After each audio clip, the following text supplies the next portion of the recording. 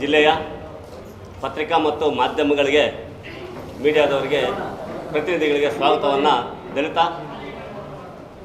ಪರಿಶಿಷ್ಟ ಜಾತಿ ಮತ್ತು ಪರಿಶಿಷ್ಟ ಪಂಗಡದ ದಲಿತ ಮುಖಂಡಗಳಿಂದ ಸ್ವಾಗತವನ್ನು ಕೋರುತ್ತೇನೆ. ಇವತ್ತಿನ ದಿವಸ ಪರಿಶಿಷ್ಟ ಜಾತಿ ಮತ್ತು ಪರಿಶಿಷ್ಟ ವರ್ಗಗಳ ದಲಿತ ಮುಖಂಡರುಗಳಿಂದ ಇವತ್ತು ಪತ್ರಿಕಾಗೋಷ್ಠಿಯನ್ನು ನಾವು ಕರೆದಿದ್ದೇವೆ. ಅದಕ್ಕೆ ತಾವೆಲ್ಲರೂ ಕೂಡ ಆಗಮಿಸಿದರೆ ತಮಗೆ ಈ ಸಂದರ್ಭದಲ್ಲಿ ಸ್ವಾಗತವನ್ನು ಬಯಸ್ತಾ, ಈಗಾಗಲೇ ಚಿಕ್ಕಬಳ್ಳಾಪುರ ವಿಧಾನಸಭಾ ಕ್ಷೇತ್ರದಲ್ಲಿ ಏನೆಲ್ಲ ಬೆಳವಣಿಗೆಗಳು ನಡೀತಾ ಇದ್ದಾವೆ ಅನ್ನೋದ್ರ ಮಟ್ಟಿಗೆ ತಾವೆಲ್ಲರೂ ಕೂಡ ಸಾಕಷ್ಟು ಗಮನಿಸಿದರೆ ಮತ್ತು ವರದಿಗಳನ್ನು ಕೂಡ ಮಾಡ್ತಾಯಿದ್ದಾರೆ. ಇವತ್ತು ನಗರಸಭೆ ಚುನಾವಣೆಯ ಸಂದರ್ಭದಲ್ಲಿ ಅಲ್ಲಿ ಅಧ್ಯಕ್ಷ ಉಪಾಧ್ಯಕ್ಷರ ಒಂದು ಚುನಾವಣೆಯ ಸಂದರ್ಭದಲ್ಲಿ ಆ ಒಂದು ಭಾಗದಲ್ಲಿ ಏನೆಲ್ಲನೂ ಅವ್ಯಾಹತವಾದಂಥ ಘಟನೆಗಳು ನಡೆದಿದ್ದಾವೆ ಅನ್ನೋದು ಕೂಡ ತಾವು ವರದಿ ಮಾಡಿದ್ದಾರೆ. ಆದರೆ ಇತ್ತೀಚೆಗೆ ಒಂದೂವರೆ ವರ್ಷದಿಂದ ತುಂಬ ಶಾಂತಿಯುತವಾಗಿ ಚಿಕ್ಕಬಳ್ಳಾಪುರ ಇತ್ತು.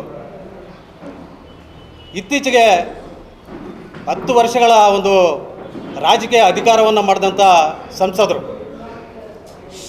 ಕೆಲವೇ ಕ್ಷಣಗಳಲ್ಲಿ ತಮ್ಮ ದೌರ್ಜನ್ಯವನ್ನು ಯಾವ ರೀತಿ ತೋರ್ಪಡಿಸಿದ್ರು ಅನ್ನೋದನ್ನು ಕೂಡ ಎಲ್ಲರೂ ಗಮನಿಸಿದರೆ, ನಾವು ಗಮನಿಸಿದ್ದೇವೆ.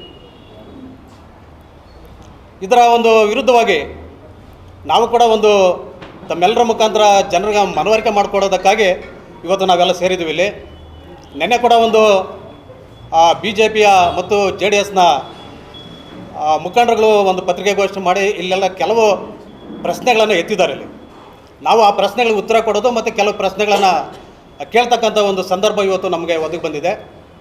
ಇವತ್ತು ಅಧ್ಯಕ್ಷರಾಗಿರ್ಬೋದು, ಉಪಾಧ್ಯಕ್ಷರಾಗಿರ್ಬೋದು, ಒಂದು ಪತ್ರಿಕಾಗೋಷ್ಠಿಯಲ್ಲಿ ಯಾವ ರೀತಿ ಸೌಜನ್ಯವಾಗಿ ಮಾತಾಡ್ಬೇಕನ್ನೋ ಒಂದು ಕಾಮನ್ ಸೆನ್ಸ್ ಕೂಡ ಇಲ್ಲದೇನೆ ಒಂದು ರೀತಿ ದೌರ್ಜನ್ಯವಾಗಿ ಮಾತಾಡಿರ್ತಕ್ಕಂಥದ್ದು ನಾವು ವರದಿಗಳನ್ನು ನೋಡಿದ್ದೀವಿ. ಇಲ್ಲಿ ಒಬ್ಬ ಶಾಸಕರು, ಜನಪ್ರತಿನಿಧಿ, ಜನರ ಮುಖಾಂತರ ಗೆದ್ದಿರ್ತಕ್ಕಂಥ ಒಬ್ಬ ಶಾಸಕರ ವಿರುದ್ಧವಾಗಿ ಒಂದು ಏಕವಚನದಲ್ಲಿ ದೌರ್ಜನ್ಯಯುತವಾಗಿ ಮಾತಾಡಿರ್ತಕ್ಕಂಥದ್ದು ಒಬ್ಬ ಅಧ್ಯಕ್ಷರಾಗಿ. ಮತ್ತು ಉಪಾಧ್ಯಕ್ಷರು ಕೂಡ ಅದೇ ರೀತಿ ಒಂದು ಪ್ರಶ್ನೆಗಳನ್ನು ಕೇಳೋದ್ರ ಮುಖಾಂತರ DNA ನಿಮ್ಮ ತಂದೆ ಯಾರು, DNA ಸರ್ಟಿಫಿಕೇಟ್ ತಗೊಂಡು ಬಾ, ಚರ್ಚೆಗೆ ಬನ್ನಿ ಅಂತ ಕೇಳಿರ್ತಕ್ಕಂಥ ಒಂದು ವಿಚಾರ. ಈ ಥರದ ಅನೇಕ ಪ್ರಶ್ನೆಗಳನ್ನು ಕೇಳಿದ್ದಾರೆ. ಇದು ತುಂಬ ಶೋಚನೀಯವಾಗಿರ್ತಕ್ಕಂಥ ವಿಚಾರ ಇದು. ಆದರೆ ಅವರು ವಿರೋಧ ಪಕ್ಷ ಅಥವಾ ಆಡಳಿತ ಪಕ್ಷ ಆಗಲಿ ಅಭಿವೃದ್ಧಿ ಬಗ್ಗೆ ಮಾತನಾಡಲಿ, ಅಭಿವೃದ್ಧಿ ಬಗ್ಗೆ ಪ್ರಶ್ನೆ ಕೇಳಲಿ, ಅದು ಶಾಸಕರು ಉತ್ತರ ಕೊಡ್ತಾರೆ, ಜನ ಕೂಡ ಅದನ್ನ ಬಗ್ಗೆ ಗಮನಿಸ್ತಾರೆ. ಯಾರು ಅಭಿವೃದ್ಧಿ ಕೆಲಸ ಮಾಡ್ತಾರೆ ಅವ್ರ ಪರವಾಗಿ ಜನ ಇರ್ತಾರೆ. ಅದನ್ನು ಬಿಟ್ಟು ವೈಯಕ್ತಿಕವಾಗಿ ನಿಂದನೆ ಮಾಡ್ತಕ್ಕಂಥದ್ದು, ತಂದೆ ತಾಯಿ ಬಗ್ಗೆ ನಿಂದನೆ ಮಾಡ್ತಕ್ಕಂಥದ್ದು, ಇದು ಯಾವುದೇ ಮುಖಂಡನಾಗಿರ್ಬೋದು, ಯಾವುದೇ ಪಕ್ಷದ ಮುಖಂಡನಿಗೆ ಇದು ಶ್ರೇಯಸ್ಸಲ್ಲ. ಅದು ಆ ಒಂದು ವಿಚಾರವನ್ನು ನಾವು ಖಂಡಿಸ್ತೀವಿ. ಮತ್ತು ನಾನು ಕೂಡ ಈ ಗೋಷ್ಠಿ ಮುಖಾಂತರ ಏನು ಹೇಳೋದಕ್ಕೆ ಇಚ್ಛಪಡ್ತೀನಿ ಅಂದರೆ, ಇವತ್ತು ಅವ್ರು ಕೇಳಿರ್ತಕ್ಕಂಥ ಪ್ರಶ್ನೆ, ಶಾಸಕರ DNA ಸರ್ಟಿಫಿಕೇಟ್ ತಗೊಂಡು ಬರಲಿ ಅಂತ ಕೇಳಿದಾರಲ್ಲ, ನಾವು ಕೂಡ ಅದೇ ಪ್ರಶ್ನೆ ಅವ್ರಿಗೂ ಕೇಳ್ತೀವಿ. ಅಧ್ಯಕ್ಷರಾಗಿರ್ಬೋದು, ಉಪಾಧ್ಯಕ್ಷರಾಗಿರ್ಬೋದು, ಅಥವಾ ಸಂಸದರಾಗಿರ್ಬೋದು, ಇವರ DNA ಸರ್ಟಿಫಿಕೇಟ್ನ ತಗೊಂಡು ಬಂದು ಬಹಿರಂಗ ಚರ್ಚೆಗೆ ಬರಲಿ, ಅವರೇ ಕರೆದಿದ್ದಾರೆ. ಇದೇ ಒಂದು ಶಿಡ್ಲಘಟ್ಟ ಸರ್ಕಲ್ನಲ್ಲಿ ಒಂದು ವೇದಿಕೆಯನ್ನು ಸಿದ್ಧಪಡಿಸ್ತೀವಿ. ನಾವು ಕೂಡ ಶಾಸಕರ DNA ಸರ್ಟಿಫಿಕೇಟ್ ತಗೊಂಡು ಬರ್ತೀವಿ, ಅವಳು ಕೂಡ ತಗೊಂಡು ಬರಲಿ, ಅದ್ರ ಬಗ್ಗೆ ಚರ್ಚೆ ಮಾಡೋಣ.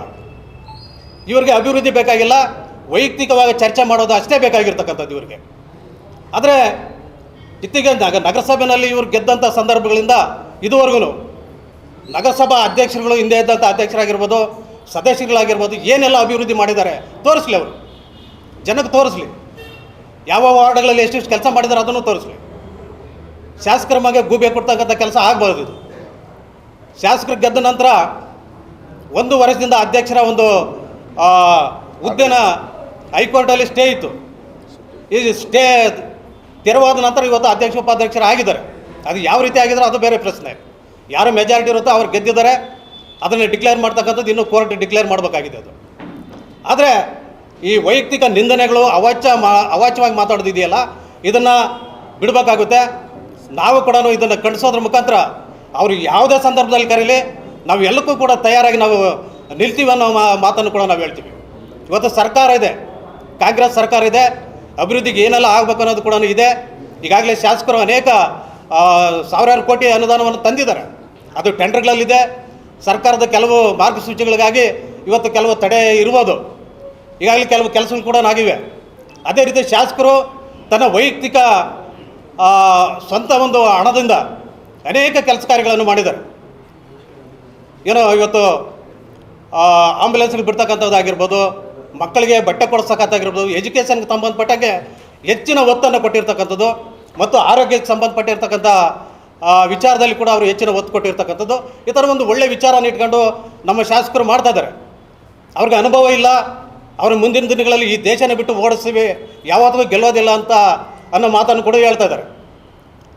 ಆ ಮಾತನ್ನು ಇವರೆಲ್ಲ ಹೇಳ್ಬೇಕಾಗಿರೋದು, ಜನ ಹೇಳಬೇಕು. ಮುಂದೆ ಬರ್ತಕ್ಕಂಥ ಚುನಾವಣೆ ಏನಿದೆ, ಆ ಚುನಾವಣೆಯಲ್ಲಿ ಜನ ತೀರ್ಮಾನ ಮಾಡ್ತಾರೆ, ನೀವಿರ್ಬೇಕಾ ಇವ್ರು ಇರ್ಬೇಕಂತ. 10 ವರ್ಷ ಅಧಿಕಾರ ಹಿಡ್ದಂಥವರು ಯಾರೂ ನನ್ನ ಮುಂದೆ ಸರಿಸಾಟಿ ಇಲ್ಲ, ನನ್ನನ್ನು ಯಾರು ಕೂಡ ಎದುರಾಕೊಂಡು ಗೆಲ್ಲೋರಿಲ್ಲ ಅಂತಂದವ್ರು ಹೆಂಗೆ ಮನೆ ಕಳಿಸಿದ್ರು ಜನ.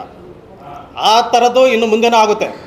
ಯಾರು ಕೆಲಸ ಮಾಡೋದಿಲ್ಲ ಅವ್ರನ್ನ ಮನೆ ಕಳಿಸ್ತಾರೆ, ಯಾರು ಜನ ವಿರೋಧಿಗಳಿರ್ತಾರೆ ಅವ್ರನ್ನ ಮನೆ ಕಳಿಸುತ್ತೆ. 10 ವರ್ಷಗಳಲ್ಲಿ ನೀವೆಲ್ಲ ಕಂಡಿದ್ದೀರಿ, ಚಿಕ್ಕಬಳ್ಳಾಪುರ ರಿಪಬ್ಲಿಕ್ ಆಗಿತ್ತು.